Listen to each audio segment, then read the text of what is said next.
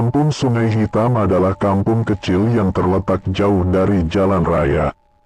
Untuk mencapainya, orang harus melewati jalan tanah merah, hutan karet, dan sebuah sungai yang airnya selalu tampak gelap meski matahari sedang tinggi.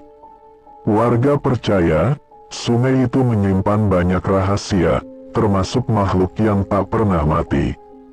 Di kampung ini, malam bukan sekadar waktu untuk tidur. Malam adalah waktu bertahan hidup. Sejak dulu, para orang tua selalu berpesan, kalau malam sudah turun, jangan biarkan ibu hamil sendirian. Jangan buka jendela, jangan jawab suara panggilan. Namun nasihat itu mulai dilupakan, sampai akhirnya teror datang kembali. Malam itu angin bertiup aneh.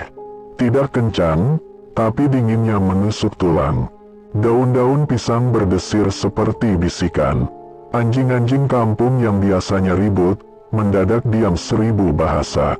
Di rumah paling ujung kampung, Pak Rahman terbangun karena suara berisik dari kandang ayam. Brak, brak, ia mengambil senter dan keluar. Saat cahaya senter menyapu kandang, Pak Rahman membeku.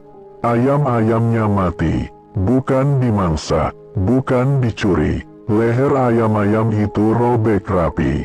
Darahnya hampir habis, hanya tersisa bau amis yang menyengat. Binatang apa ini? Gumamnya dengan suara bergetar. Tiba-tiba, dari atas pohon kelapa di belakang rumah, terdengar suara aneh. Krek, krek, seperti tulang yang digerakkan. Pak Rahman mengangkat senter ke atas. Dan saat itulah ia melihatnya. Sesaat saja, bayangan hitam melayang, tanpa tubuh, dengan sesuatu yang menjuntai di bawahnya. Senter jatuh dari tangannya.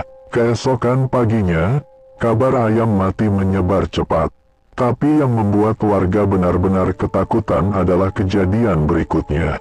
Bu Sari, yang sedang hamil 7 bulan, tiba-tiba muntah darah hitam saat subuh. Tubuhnya dingin, wajahnya pucat, dan ia terus menangis sambil berkata, "Ada yang terbang, ada yang mencium perutku." Para tetua kampung langsung saling pandang. Satu nama terucap pelan, hampir seperti doa. Atau mungkin kutukan. Kuyang, malam kedua turun lebih cepat dari biasanya. Langit kampung Sungai Hitam berubah kelabu sejak sore, seolah matahari enggan berlama-lama di atas desa itu. Bu Sari masih terbaring lemah di rumahnya. Ibu-ibu bergantian menjaga, membakar daun sirih dan bawang merah di sudut ruangan. Bau menyengat memenuhi rumah, bercampur dengan aroma darah yang tak kunjung hilang. Menjelang maghrib, angin tiba-tiba berhenti. Tak ada suara burung, tak ada suara serangga, sunyi yang tidak wajar. Saat azan Isya berkumandang, sebagian warga memilih tidak ke masjid. Mereka mengunci pintu rapat-rapat, menutup jendela dengan kain hitam.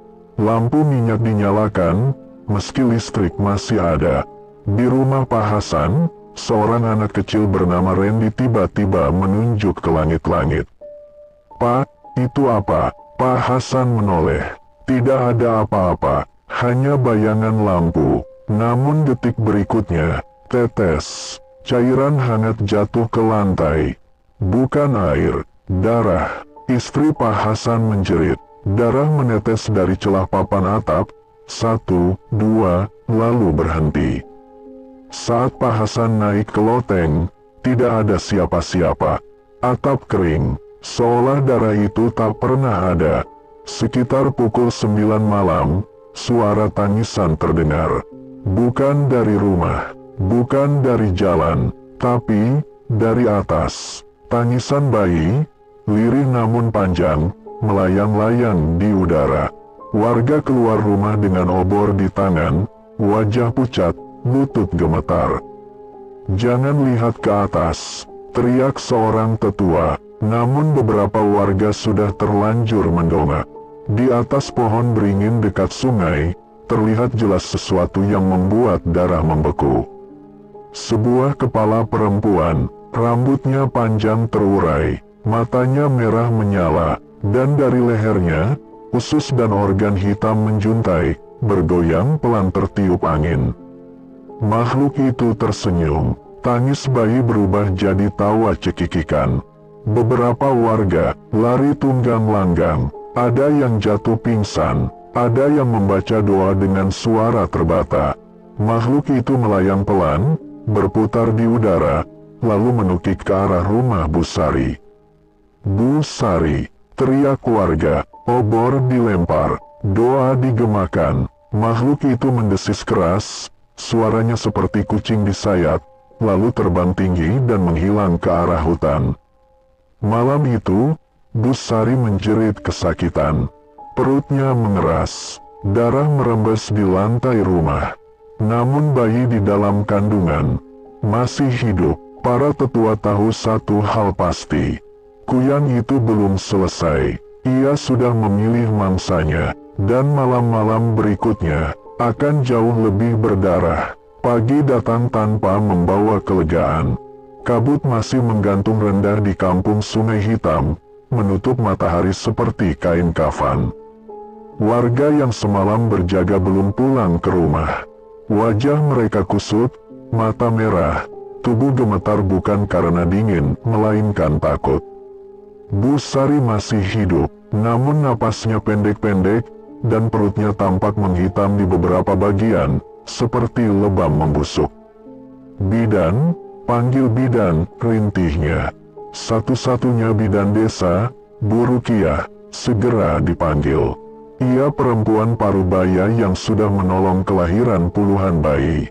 Tapi sejak melihat kondisi Bu Sari, wajahnya berubah tegang. "Ini bukan sakit biasa," bisiknya.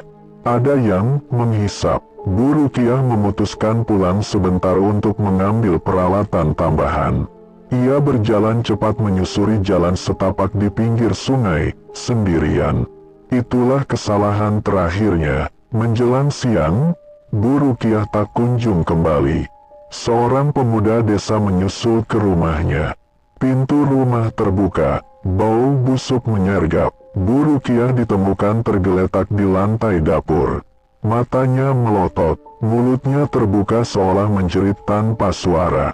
Lehernya robek melingkar, seperti digigit sesuatu yang tajam namun rapi. Tidak ada darah yang menggenang, seolah seluruh darahnya telah disedot habis. Lebih mengerikan lagi, perutnya kempis, kulitnya mengerut seperti orang yang mati berhari-hari, padahal tubuhnya masih hangat. Jeritan histeris pecah, warga berkumpul, beberapa muntah, beberapa langsung sujud membaca doa. Tak ada lagi yang berani menyangkal. Kuyang sudah mulai membunuh manusia. Jenazah Bu Rukiah dimandikan dengan tergesa-gesa. Anehnya, air yang digunakan berubah keruh kemerahan. Kain kafan cepat basah, meski lukanya kecil. Saat jenazah hendak dibawa ke pemakaman, langit mendadak gelap. Angin berputar, dari kejauhan terdengar suara cekikikan pelan. Disusul bisikan, "Masih lapar." Beberapa orang melihat bayangan melintas cepat di atas iring-iringan jenazah. Tak ada yang berani mendongak. Sore itu, para tetua desa berkumpul darurat. Mereka sepakat satu hal, jika kuyang ini tidak dihentikan, maka tak akan ada ibu hamil yang selamat di kampung Sungai Hitam. Dan malam berikutnya akan menjadi malam paling berdarah. Malam keempat turun dengan hawa yang jauh lebih berat. Udara terasa lengket, napas seperti tertahan di tenggorokan. Bulan hanya tampak setengah, tertutup awan gelap yang bergerak pelan, seakan langit pun ikut mengintai. Setelah kematian Bu Rukiah, warga tidak berani tidur. Para lelaki berkumpul di jalan utama kampung, membawa obor, parang, dan botol berisi air doa. Anak-anak dan perempuan dikunci di dalam rumah. Di setiap rumah ibu hamil diletakkan bawang merah, duri pandan, cermin kecil menghadap jendela, namun ketakutan tetap merayap di dada. Sekitar pukul 10 malam, anjing-anjing mulai melolong bersamaan. Suaranya panjang dan pilu, seperti ratapan kematian. "Dia datang," bisik seseorang. Lampu listrik tiba-tiba mati serentak. Gelap, hanya cahaya obor yang menari-nari, membuat bayangan manusia memanjang tak wajar di tanah. Tiba-tiba terdengar suara kepakan basah dari atas. Flap, flap. Seorang pemuda refleks menyorotkan senter ke langit, dan disitulah ia melihatnya dengan jelas. Kepala perempuan itu melayang rendah, hanya beberapa meter dari tanah. Rambutnya kusut, wajahnya membusuk di satu sisi, dan dari lehernya menjuntai usus hitam yang masih meneteskan cairan merah kental. Matanya menatap satu rumah, rumah Busari. "Halangi dia!" teriak Pak Lurah. Warga melempar obor dan membaca doa keras-keras. Asap dan api mengepul. Kuyang itu menjerit melengking, suaranya menusuk telinga, membuat beberapa orang langsung jatuh berlutut sambil menutup telinga. Namun makhluk itu tidak pergi. Ia berputar di atas rumah Busari, lalu menghilang. Detik berikutnya, dari dalam rumah terdengar jeritan. Pintu terbuka keras. Warga menyerbu masuk. Busari kejang-kejang di lantai. Darah mengalir dari hidung dan telinganya. Di atas plafon rumah, terlihat bekas cakar panjang dan bau busuk yang amat menyengat. Di sudut ruangan, seorang anak kecil, keponakan Busari, menangis sambil menunjuk ke atas. Dia nempel di situ. Namun saat semua melihat ke arah yang ditunjuk, tak ada apa-apa. Hanya suara napas berat, yang terdengar bukan dari manusia. Malam itu tidak ada korban jiwa. Tapi semua tahu, Kuyan kini semakin berani. Ia tak lagi hanya mengintai dari jauh. Ia masuk ke rumah-rumah. Dan yang paling mengerikan, ia mulai menikmati ketakutan warga. Pagi itu, kampung Sungai Hitam tidak terdengar seperti desa. Tidak ada suara anak-anak, tidak ada orang ke ladang.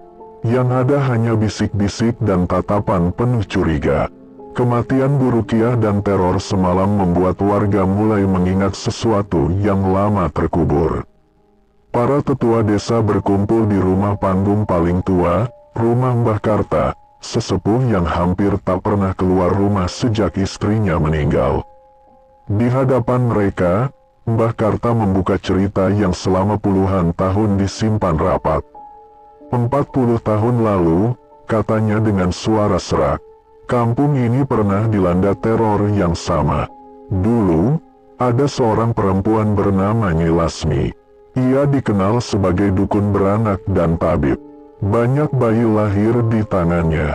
Namun di balik kebaikannya, Nyi Lasmi menyimpan ilmu hitam, ilmu untuk memperpanjang umur dan menjaga kecantikan. Syaratnya satu, menghisap darah ibu hamil dan bayi yang belum lahir. Saat rahasianya terbongkar, warga mengusirnya. Rumahnya dibakar. Dalam keadaan terpojok, Nyi Lasmi menghilang ke hutan dan tak pernah ditemukan. Sejak itu, lanjut Mbah Karta, Kuyan selalu muncul setiap kali ada perempuan hamil yang lemah imannya, atau ketika ada keturunannya kembali ke kampung. Semua orang terdiam. "Keturunan?" tanya Pak Lurah pelan. Mbah Karta mengangguk. Anaknya dulu diselamatkan seseorang, dibawa pergi, tapi darah itu tidak pernah putus. Kata-kata itu membuat suasana membeku. Di luar rumah, seorang perempuan parubaya berdiri lama, menguping dari balik dinding. Tangannya gemetar, wajahnya pucat. Namanya Bu Marni. Sejak kecil, Bu Marni dikenal pendiam, jarang bergaul, dan tinggal di rumah dekat hutan. Ia tidak pernah menikah, tidak pernah punya anak, dan wajahnya tampak tidak pernah menua. Malamnya, seorang warga melihat sesuatu yang mencurigakan. Bu Marni keluar rumah saat tengah malam, membawa bungkusan kain hitam, menuju arah hutan. Di saat yang sama, dari rumah Busari terdengar jeritan panjang.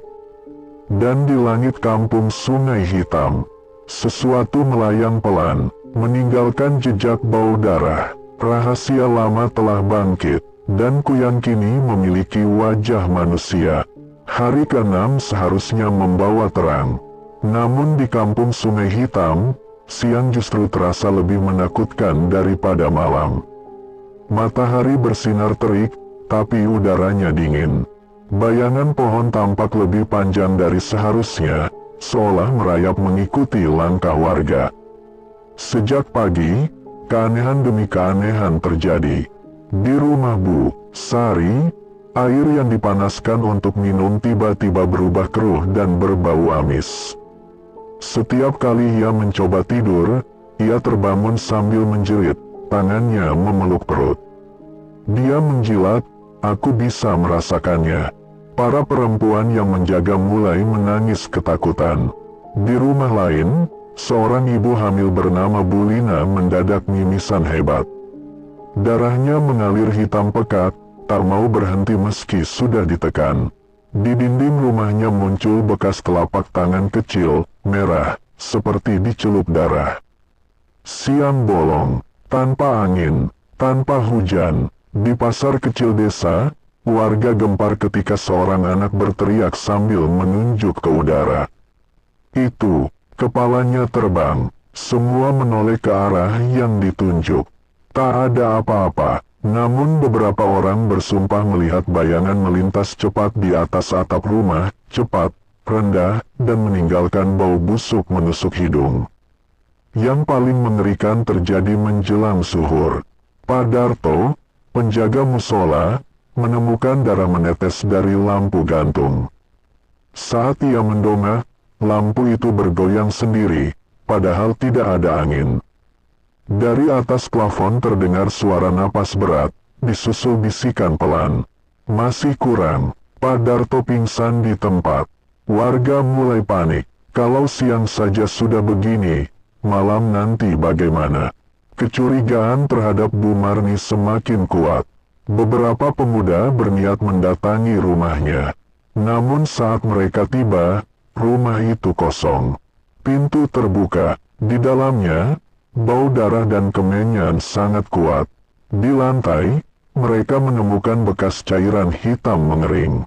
Dan sehelai rambut panjang yang masih basah. Sore itu, langit kembali menggelap lebih cepat. Awan berputar seperti pusaran. Para tetua sadar satu hal yang mengerikan. Kuyang ini sudah sangat kuat. Ia tak lagi terikat malam. Dan waktunya hampir habis. Malam berikutnya akan menjadi penentuan. Atau kehancuran total kampung Sungai Hitam.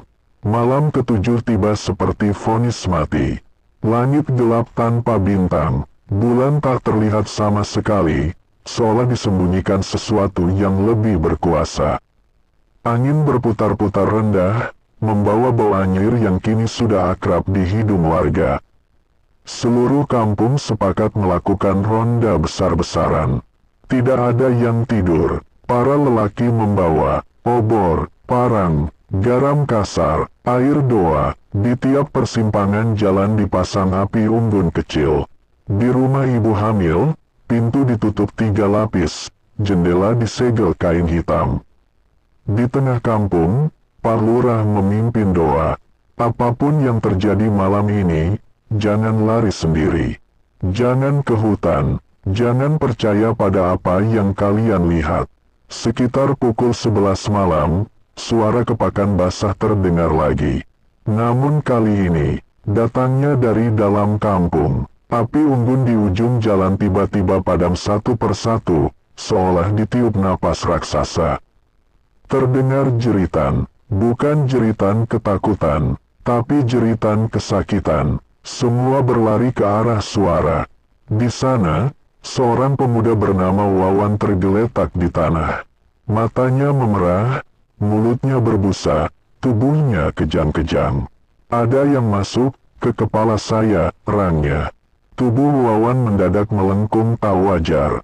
Dari tenggorokannya keluar suara cekikikan perempuan.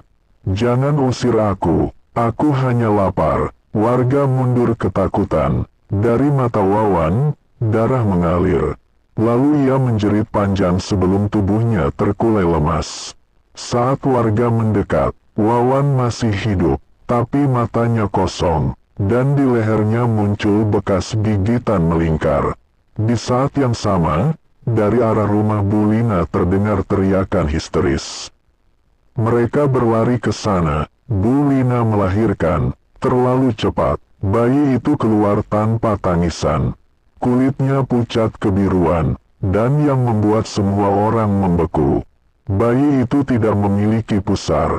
Dari atas rumah, terdengar tawa melengking panjang yang memecah malam. Kuyang telah meninggalkan tanda, dan warga akhirnya sadar, mereka bukan lagi sedang bertahan. Mereka sedang diburu. Kampung Sungai Hitam berubah menjadi neraka kecil. Tangisan Bu Lina masih terdengar, bercampur isak warga yang menyaksikan bayi tanpa pusar itu dibungkus kain putih. Tak ada yang berani bertanya. Tak ada yang berani menyebut nama makhluk itu lagi. Angin berhembus makin kencang. Api obor berkedip liar. Bau darah dan kemenyan bercampur, membuat kepala pening. Belum sempat warga menenangkan diri. JREENG. Suara sesuatu jatuh dari atap rumah Pak Umar. Atap seng penyok keras. Semua menoleh bersamaan. Dari atas rumah, kepala itu muncul. Kali ini lebih dekat, lebih jelas. Kulit wajahnya mengelupas, memperlihatkan daging merah di bawahnya. Matanya melotot, lidahnya menjulur panjang, dan usus hitam kehijauan bergoyang-goyang, meneteskan cairan kental ke tanah. Ia tersenyum, lebar, tidak manusiawi. Sudah 8 jam, bisiknya. Suaranya menggema di kepala semua orang. Aku baru mulai. Kuyang itu melesat turun. Seorang ibu jatuh tersungkur, perutnya terhantam tanah. Ia menjerit kesakitan. Darah mengalir di antara kakinya. Warga berusaha menolong, tapi tubuhnya mendadak dingin. Terlalu dingin untuk orang hidup. Di sisi lain kampung, jeritan lain menyusul. Satu rumah terbakar, bukan oleh api, tapi oleh amukan warga yang kerasukan ketakutan. Dalam kekacauan itu, seseorang hilang. Seorang remaja perempuan bernama Ningsih tidak ditemukan setelah ronda bubar. Pencarian dilakukan tergesa-gesa, hingga akhirnya mereka menemukannya di tepi sungai. Tubuhnya terbaring kaku, perutnya rata, kempis, dan lehernya basah oleh bekas gigitan. Di atas air sungai, riak kecil berputar, seolah sesuatu baru saja terbang meninggalkannya. Malam itu berakhir dengan 3 keguguran, 1 kematian, 1 bayi lahir tanpa pusar, 1 warga menghilang entah kemana, dan yang paling menakutkan, Bu Marni belum ditemukan. Para tetua menyadari sesuatu yang membuat darah mereka dingin. Ini bukan lagi teror, ini adalah pesta makan, dan Kuyang sedang menikmati setiap detiknya. Pagi ke-9 datang dengan suasana duka yang pekat. Kampung Sungai Hitam seperti kota mati. Jalanan sepi, rumah-rumah tertutup rapat, dan bau darah masih tertinggal di beberapa sudut, meski hujan gerimis turun sejak subuh. Jenazah Ningsih dimakamkan tanpa banyak kata. Tidak ada ratapan keras, ketakutan telah mengeringkan air mata warga. Semua orang tahu, kematian itu bukan yang terakhir. Setelah pemakaman, para tetua kembali berkumpul. Kali ini bukan untuk bercerita, melainkan untuk menentukan pelaku. Pak Lurah membuka suara dengan berat. Kita tidak bisa terus begini. Kuyang itu jelas punya tubuh manusia. Kita harus tahu siapa. Nama Bu Marni kembali disebut. Kali ini lebih keras, lebih tegas. Seorang warga akhirnya berani bicara. Aku melihat Bu Marni malam kemarin di dekat sungai. Bajunya penuh noda hitam. Dia bilang sedang mencari kayu bakar. Kesaksian lain menyusul. Bu Marni tidak pernah terlihat ikut ronda. Rumahnya selalu gelap di malam hari.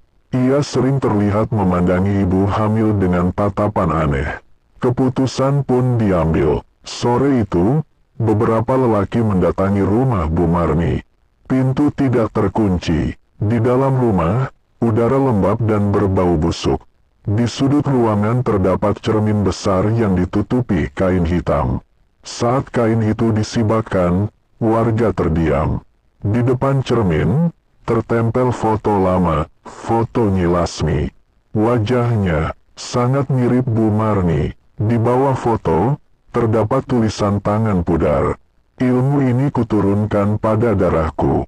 Saat itulah terdengar suara dari belakang.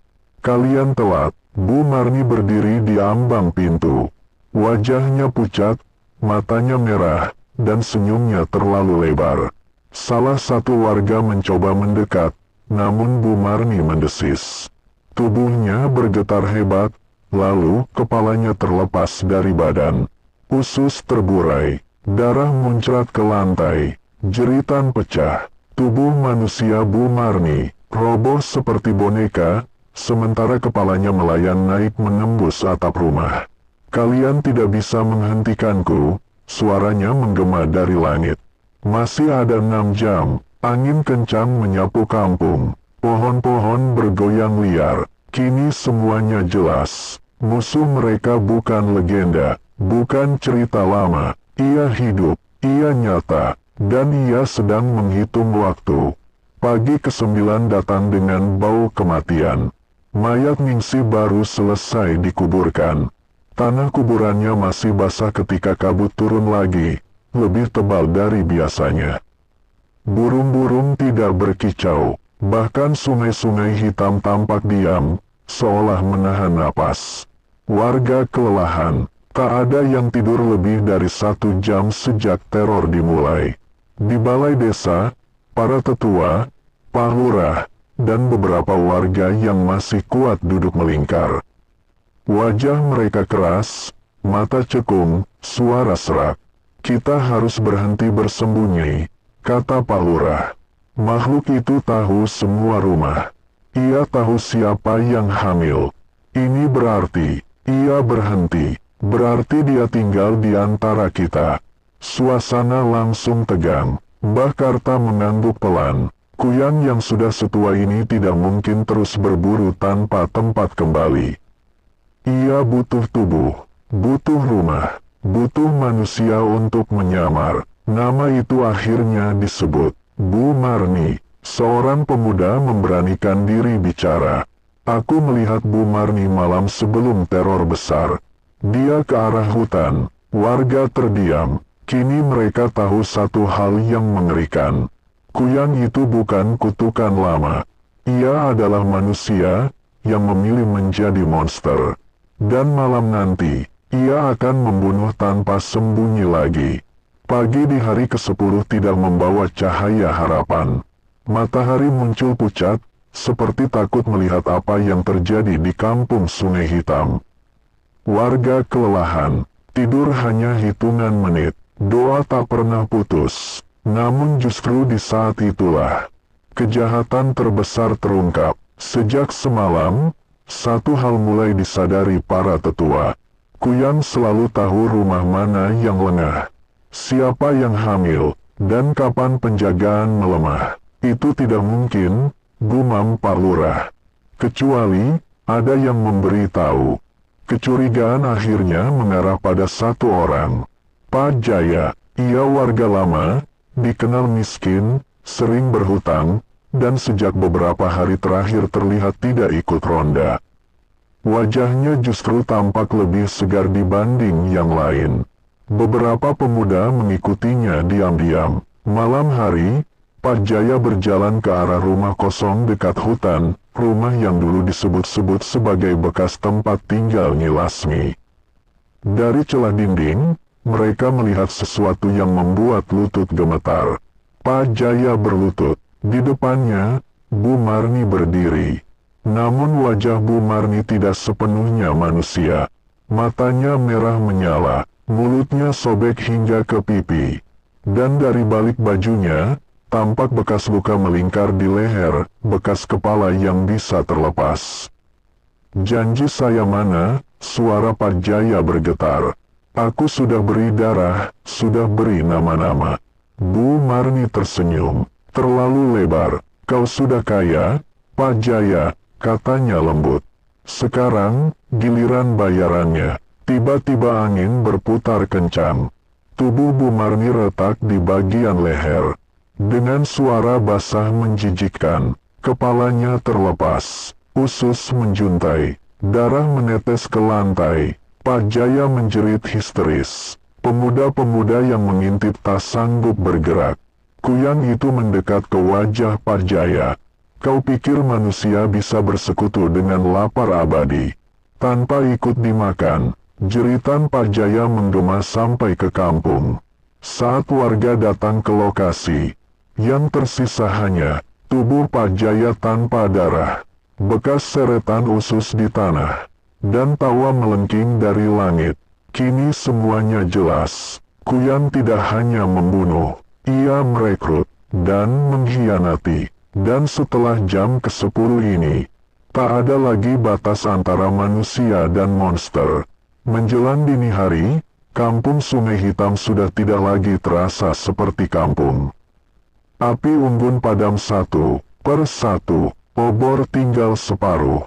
Warga kelelahan, fisik dan batin.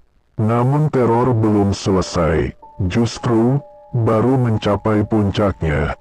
Sekitar pukul 2 pagi, suara azan tiba-tiba terdengar dari arah musola. Padahal tidak ada seorang pun di sana.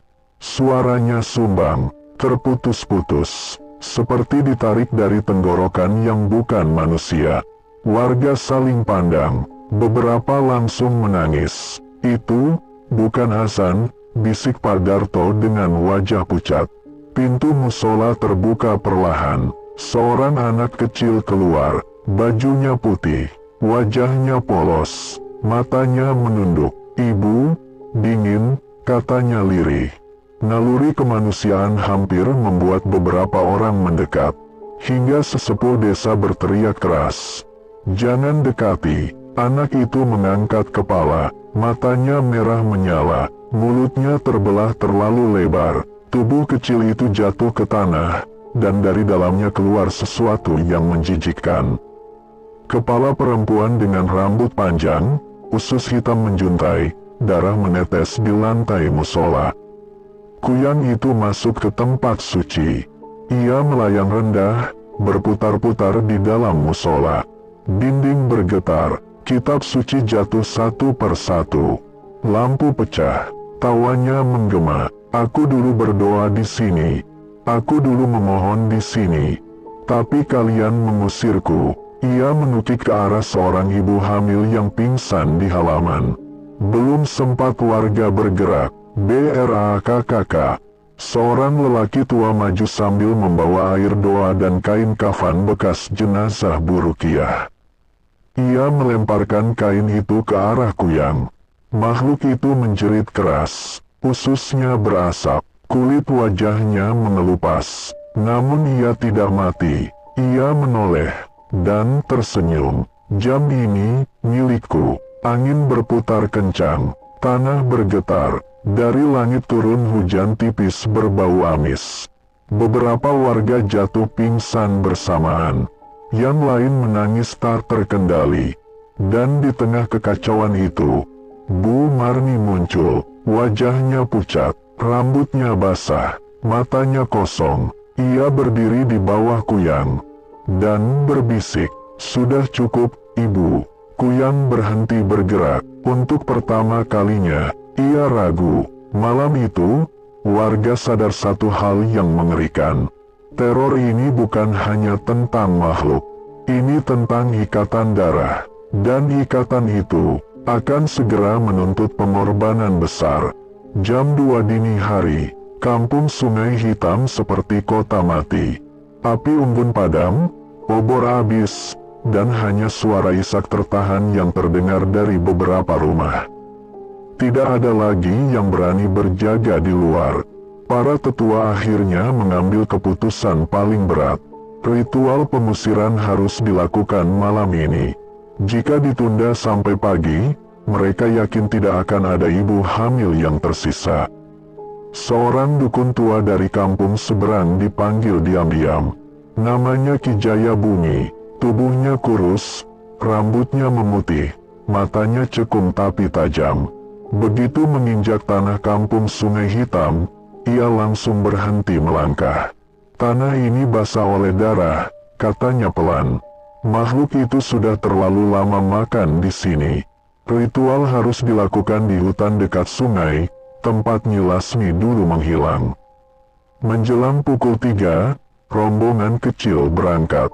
Ki Jaya Bumi, Pak Lurah, 2 tetua desa, seorang pemuda sebagai pembawa obor. Di tengah hutan, mereka membuat lingkaran dari garam kasar, abu kayu, darah ayam hitam. Mantra mulai dibaca, angin mendadak berputar kencang, pohon-pohon bergoyang liar, sungai mengeluarkan suara gemuruh aneh, seperti ada sesuatu bergerak di dalamnya. Lalu, tangisan itu datang, lebih dekat dari sebelumnya, bukan dari langit, melainkan dari segala arah. Kabut tebal turun tiba-tiba, obor padam satu persatu, dan di hadapan mereka, Kuyang muncul. Namun kali ini bukan hanya kepala. Bayangan tubuh samar terlihat menggantung di bawahnya, seperti bayangan manusia yang gagal menyatu. Ususnya memanjang sampai hampir menyentuh tanah, berdenyut seperti masih hidup. Sudah terlambat, katanya sambil tertawa. Darahnya sudah menjadi dagingku. Ki Jaya Bumi menghentakkan tongkatnya. Tanah bergetar. Ia membaca mantra keras-keras, memanggil nama asli makhluk itu. Nyi Lasmi. Jeritan melengking memecah hutan. Makhluk itu mengamuk. Angin menghantam lingkaran ritual. Salah satu tetua terpental keluar lingkaran dan langsung kejang-kejang. Darah keluar dari mulut dan hidungnya. Dia butuh 1 nyawa lagi. Teriak Ki Jaya Bumi. Kalau tidak, ritual gagal. Semua terdiam. Di kejauhan, terdengar suara langkah kaki. Perlahan, mendekat, seseorang datang ke tengah hutan. Dan saat cahaya petir menyambar, wajah orang itu terlihat jelas. Bu Marni. Ia tersenyum tenang. Sudah waktunya, katanya pelan. Sudah 12 jam aku menunggu. Kuyang menjerit kegirangan. Ritual mencapai titik paling berbahaya. Dan satu hal kini pasti. Subuh nanti, akan ada pengorbanan. Langit kampung Sungai Hitam berubah warna menjelang dini hari. Bukan gelap, bukan terang, melainkan merah kusam, seperti daging yang terbuka. Ritual pengusiran yang dimulai pada jam sebelumnya hampir mencapai puncaknya. Lingkaran tanah di tengah hutan dipenuhi. Abu tulang ayam hitam, garam kasar, daun sirih berdarah, air sungai yang diambil tepat tengah malam. Di tengah lingkaran itu, Bu Marni terduduk terikat. Wajahnya tidak lagi bisa disembunyikan. Kulitnya mengelupas di beberapa bagian.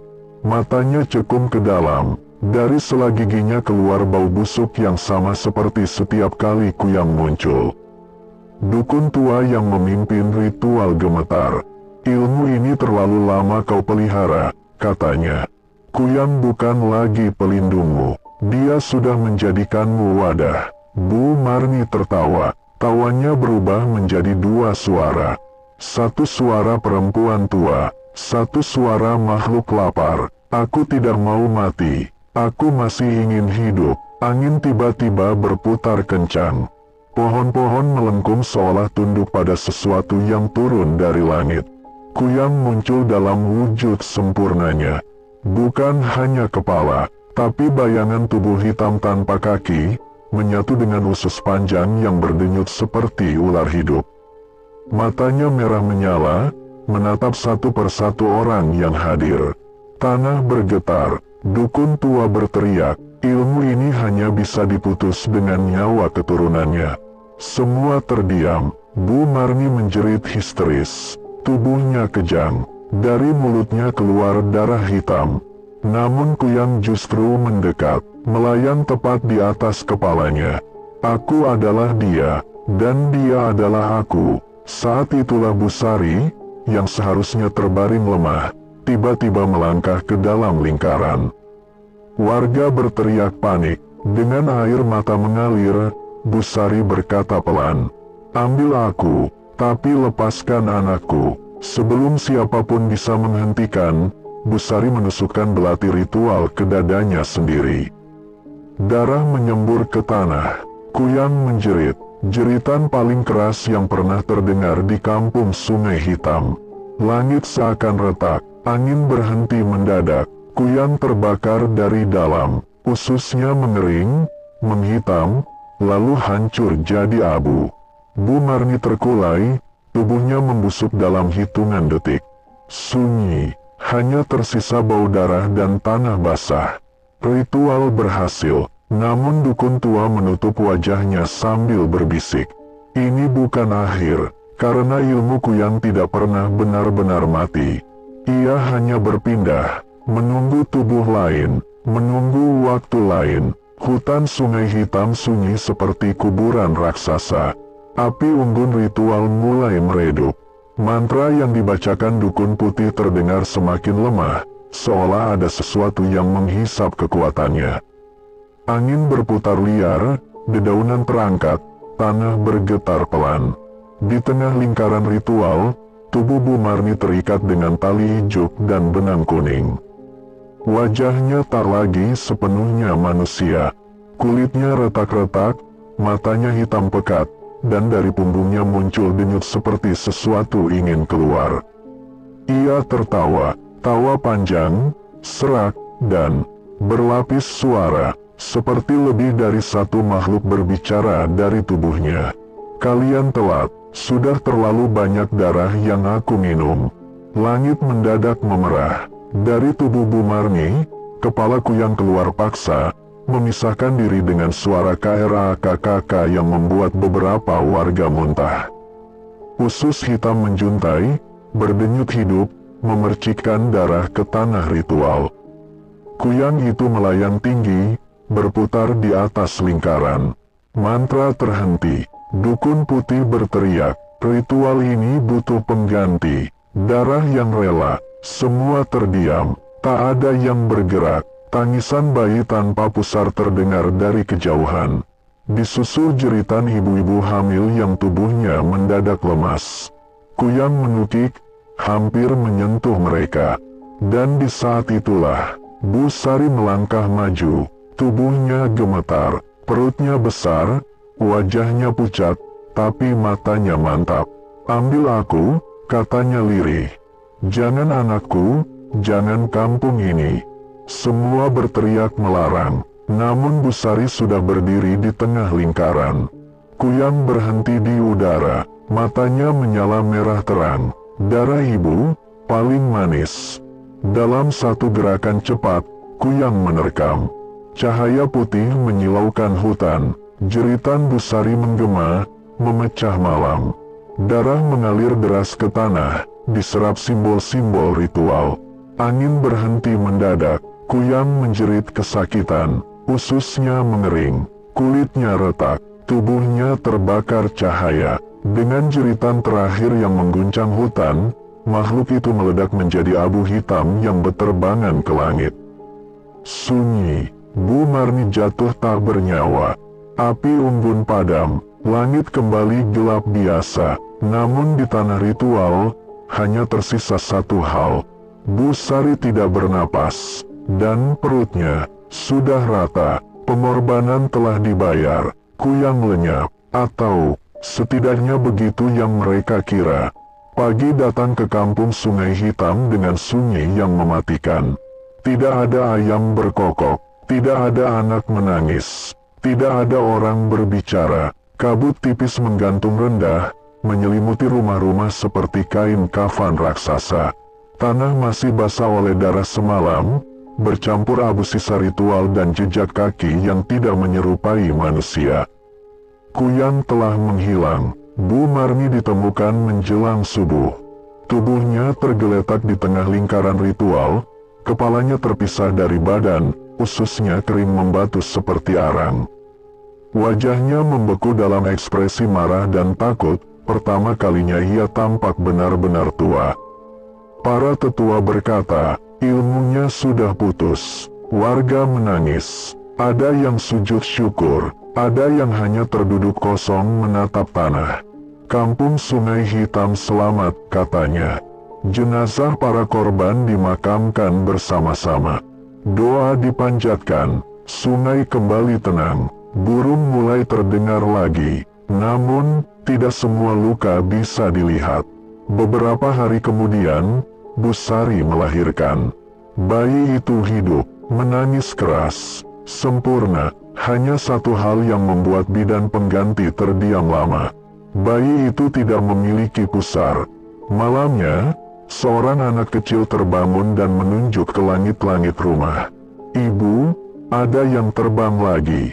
Ibunya menoleh. Tidak ada apa-apa, namun bau amis samar kembali tercium.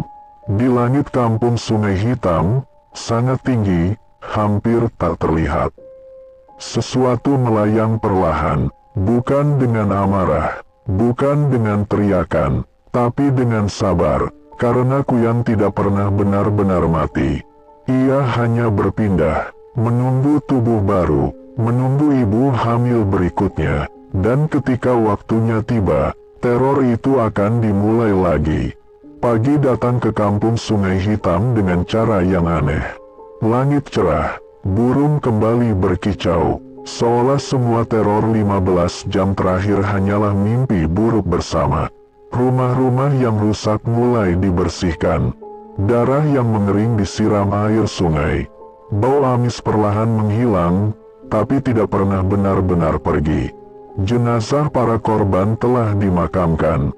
Doa sudah dibacakan. Ritual penutup sudah dilakukan. Secara kasat mata, kampung itu selamat. Namun hanya orang-orang tertentu yang menyadari satu hal. Keheningan pagi itu terlalu sempurna. Bu Sari akhirnya melahirkan dengan selamat. Bayinya hidup, menangis. Tapi saat tali pusarnya dipotong, bidan pengganti mendadak terdiam. Pusar bayi itu berwarna kehitaman, dan saat dibersihkan, tampak bekas luka kecil melingkar, seperti bekas gigitan sangat halus. Di rumah kosong milik Bu Marni, warga kembali melakukan pengecekan terakhir. Tak ada mayat, tak ada jasad, hanya ditemukan kain hitam bekas ritual, rambut panjang di sudut lantai, dan cermin retak dengan noda darah di permukaannya. Mbah Karta hanya bisa menghela napas panjang. Kalau jasadnya tidak ditemukan, berarti ilmunya belum putus. Menjelang sore, seorang anak kecil berlari dari tepi sungai sambil menangis. Eyang, ada kepala di air. Saat warga menyusul, sungai tampak normal. Tapi di permukaan air yang tenang, sesaat terlihat bayangan wajah perempuan tersenyum sebelum menghilang tertelan arus. Malamnya, tepat pukul 12, angin dingin kembali berembus. Lampu satu rumah berkedip pelan. Dari kejauhan, terdengar suara yang sangat pelan. Hampir seperti angin, tangisan bayi, dan jauh di atas pepohonan. Sesuatu melayang, mengamati, menunggu, karena Kuyang tidak selalu datang untuk membunuh. Kadang, ia hanya datang untuk menandai generasi berikutnya. Sudah 3 hari sejak ritual terakhir dilakukan. Api unggun padam, mantra berhenti dilantunkan, dan kampung Sungai Hitam perlahan kembali terlihat normal. Warga mulai berani keluar rumah. Anak-anak kembali bermain di jalan tanah. Ladang kembali digarap, namun ketenangan itu terasa palsu. Bu Sari selamat. Bayi yang ia lahirkan hidup, namun tidak pernah menangis sejak lahir. Matanya selalu terbuka, menatap, tanpa berkedip. Setiap tengah malam, bayi itu tersenyum sendiri.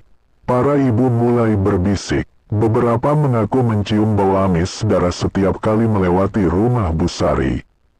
Yang lain mendengar suara lirih seperti napas. Padahal rumah itu terkunci. Suatu malam, Pak Lurah terbangun karena suara dari atap rumahnya. Krek, krek, bukan langkah kaki, lebih seperti tulang yang digeser. Ia menahan napas, menatap langit-langit.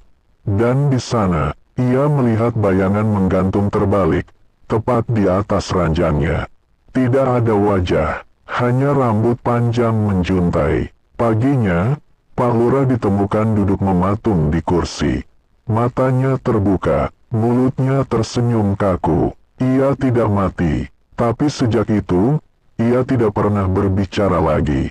Di hutan, seorang pemburu melihat sesuatu yang membuatnya lari tunggang langgang.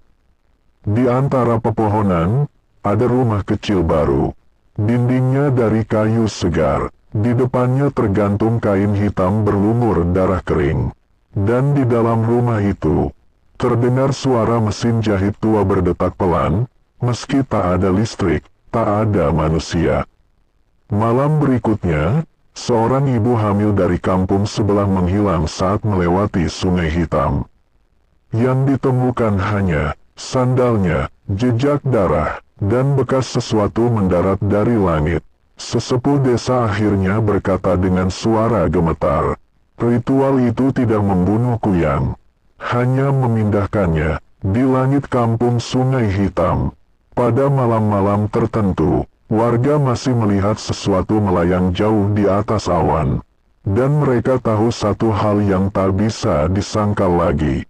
3 jam setelah semua orang mengira teror telah berakhir, kampung Sungai Hitam kembali sunyi. Terlalu sunyi. Setelah ritual besar di jam 15, setelah pengorbanan, jeritan terakhir, dan tubuh Bu Marni yang terbakar bersama mantra, warga yakin Kuyang telah musnah. Abu ritual ditebar ke sungai. Hutan kembali senyap. Langit cerah untuk pertama kalinya dalam berhari-hari. Namun, malam tidak pernah benar-benar pergi. Pukul 3.18 dini hari, Pak Lurah terbangun. Dari tidurnya dengan napas terengah, dadanya terasa ditekan sesuatu yang berat. Saat ia membuka mata, ia melihat jejak darah di langit-langit rumahnya. Bukan tetesan, tapi bekas gesekan, seperti sesuatu merayap tanpa tubuh. Di luar rumah, ayam jantan berkokok tidak beraturan. Bukan tanda pagi, melainkan tanda ketakutan. Di rumah Bulina, bayi tanpa pusar tiba-tiba menangis keras. Tangisannya melengking, bukan suara bayi normal. Setiap kali ia menangis, lampu di rumah sekitar berkedip. Ibu bayi itu bersumpah melihat sesuatu di sudut ruangan. Bayangan kepala, tanpa wajah, tanpa mata, hanya mulut, yang terus membuka dan menutup. Menjelang subuh, seorang pemuda ronda melihat sesuatu di tepi sungai. Air sungai bergolak pelan. Di atas permukaannya, mengambang segumpal rambut panjang, basah, bergerak sendiri melawan arus. Saat pemuda itu mendekat, rambut itu tenggelam. Dan dari dalam air terdengar bisikan. Satu mati, darah tetap hidup. Pagi datang dengan kabar buruk. Seorang anak perempuan lahir di kampung sebelah, kampung yang tidak ikut ritual. Bayi itu lahir sehat, tapi tali pusarnya tidak pernah putus, meski sudah dipotong berkali-kali. Sesepuh desa akhirnya berkata dengan suara gemetar, yang kita bunuh itu wadahnya. Ilmunya sudah menyebar. Kuyang sekarang tidak butuh satu tubuh. Ilmu itu telah menular, lewat darah, lewat keturunan, lewat ketakutan. Malam berikutnya, di langit kampung Sungai Hitam, terlihat sesuatu yang membuat orang-orang menutup pintu rapat-rapat. Bukan satu, bukan dua, tapi 3 bayangan melayang, bergerak perlahan, seperti sedang belajar terbang, dan dari kejauhan, terdengar tangisan bayi yang disambut tawa perempuan. Teror sudah selesai, kutukan belum. Kampung Sungai Hitam sudah tidak lagi seperti kampung. Rumah-rumah kosong, jalan tanah dipenuhi bekas darah yang mengering. Tak ada ayam berkokok, tak ada anjing menggonggong. Jam ke-19 sejak teror dimulai. Langit berubah warna menjadi merah keunguan, seperti daging mentah. Awan menggumpal rendah, berputar perlahan tepat di atas kampung, seolah menunggu sesuatu bangkit dari tanah. Warga yang tersisa berkumpul di lapangan kecil dekat sungai. Jumlah mereka tinggal separuh. Di tengah lingkaran, Bu Marni berdiri. Tidak lagi berpura-pura, wajahnya berubah. Kulitnya retak seperti tanah kering. Dari sela lehernya, terlihat denyut tak wajar, seperti ada sesuatu yang ingin keluar. Dukun putih yang dipanggil dari desa seberang berbisik gemetar. Dia sudah terlalu lama jadi kuyang. Tubuh manusianya hampir habis. Bu Marni tertawa. Tawa panjang, pecah, dan berlapis, seperti beberapa suara berbicara bersamaan. Aku bertahan puluhan tahun, katanya. Kalian memberiku ketakutan, dan ketakutan itu manis. Tiba-tiba angin berhenti, sunyi, lalu, krek, suara tulang patah terdengar jelas. Leher Bu Marni terlepas dari tubuhnya sendiri. Kepala itu melayang naik, perlahan, usus hitamnya menjuntai panjang, lebih panjang dari sebelumnya, menyentuh tanah, membelit kaki warga. Tubuh manusianya roboh, namun masih bergerak. Kuyang itu kini tidak lagi bersembunyi. Ia menjerit ke langit. Jeritan itu membuat sungai mendidih, tanah retak, bayi-bayi menangis serentak. Dari udara, turun hujan darah. Satu persatu warga jatuh berlutut. Doa bercampur tangis. Beberapa orang kerasukan, menamparkan diri sendiri, berteriak menyebut nama orang mati. Dukun putih berteriak, kalau tidak dihentikan sekarang, kampung ini akan jadi sarangnya selamanya. Ritual terakhir dimulai. Seorang pemuda, anak dari korban pertama, maju ke tengah lingkaran. Ia membawa keris tua yang dulu dipakai membunuh Ibu Nyi Lasmi puluhan tahun lalu. Tangannya gemetar, kuyang itu menukik, cepat, sangat cepat, namun tepat sebelum ia menyentuh perut seorang ibu. TUSSS. Keris ditancapkan ke tubuh kosong Bu Marni. Tubuh itu menjerit. Kuyang di udara menjerit lebih keras. Langit seperti retak. Kepala itu berputar liar, menghantam pohon, rumah, tanah, lalu meledak menjadi cairan hitam yang menyerap ke bumi. Hujan darah berhenti. Angin mati. Sunyi kembali turun. Warga terdiam. Tidak ada yang bersorak, tidak ada yang menangis, karena mereka tahu, ini bukan akhir. Di tanah bekas cairan hitam itu, tumbuh sesuatu kecil, berdenyut, seperti janin, dan dari dalam tanah terdengar bisikan terakhir. Jam belum selesai, pagi akhirnya datang, tapi kampung Sungai Hitam tidak pernah benar-benar kembali terang. Kabut menggantung rendah, lebih tebal dari biasanya. Matahari muncul pucat, seperti enggan menyinari tanah yang semalam dipenuhi darah dan jeritan. Ayam-ayam tidak berkokok, anjing-anjing bersembunyi di kolong rumah. Desa itu selamat, setidaknya, terlihat selamat. Bu Marni dinyatakan hilang, tak ada jasad, tak ada jejak. Hutan di belakang kampung dibakar sebagian, tapi tidak ada apa-apa selain pohon hangus dan bau kemenyan basi. Ritual pengusiran dianggap berhasil. Warga mulai berani membuka jendela. Anak-anak kembali bermain, meski lebih pendiam. Namun ada hal-hal kecil yang mulai terasa salah. Bayi tanpa pusar yang lahir malam teror.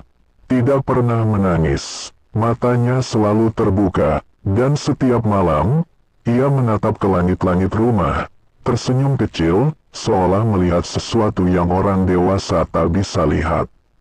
Bu Sari selamat, Tapi perutnya kini meninggalkan bekas hitam melingkar, seperti kep jari. Setiap lewat tengah malam, ia terbangun dengan napas terengah, merasa ada sesuatu menempel di punggungnya, berat, dingin, dan berdenyut pelan. Di sungai, warga sering melihat riak kecil tanpa sebab. Kadang terdengar suara perempuan mencuci kain. Padahal tak ada siapa-siapa. Dan pada malam ke-20 setelah teror berakhir, seorang pemuda yang pulang larut melihat sesuatu di atas pohon kelapa.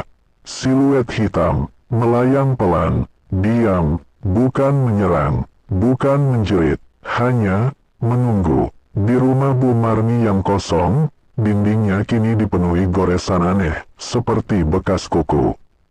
Di lantai dapur, ditemukan noda hitam yang tidak bisa dibersihkan. Dan di salah satu sudut dinding, tertulis dengan cairan kering berwarna coklat tua, "Aku sudah memilih." Sejak malam itu, tiap ada perempuan hamil di kampung Sungai Hitam, para tetua selalu berpesan, kalau dengar tangisan dari langit, jangan lihat ke atas, karena kalau kamu melihatnya, artinya dia sudah melihatmu lebih dulu. Kuyang tidak mati. Ia tidak diusir, ia hanya berpindah waktu. Dan kampung Sungai Hitam tahu satu hal pasti. Teror ini tidak punya akhir. Ia hanya menunggu generasi berikutnya. Itulah cerita horor kali ini. Sampai ketemu lagi di cerita horor berikutnya.